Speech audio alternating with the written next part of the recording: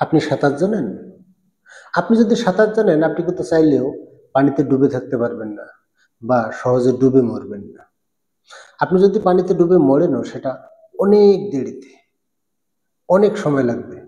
কারণ আপনি সাঁতার জানেন। আপনি সহজে পানিতে ডুববেন না।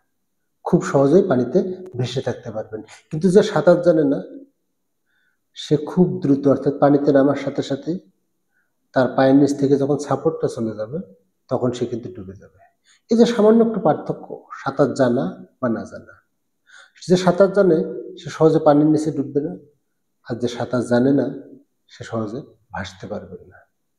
তো আপনার ভেতরে দক্ষতাগুলোকে যদি আপনি সাঁতার শেখান, অর্থাৎ আপনার ভেতরে যে ক্যাপাসিটি আছে, এই জিনিসগুলোকে আপনি একটু যদি ঘষামাজা করে, পলিশ করে একটু ভালো করেন, তাহলে আপনার সামনে এগিয়ে যাওয়ার দিক থেকে কেউ আটকাতে পারবে না।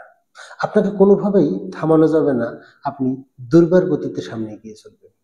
তাই চেষ্টা করুন নিজের ভেতর থেকে ভালো কিছু করার।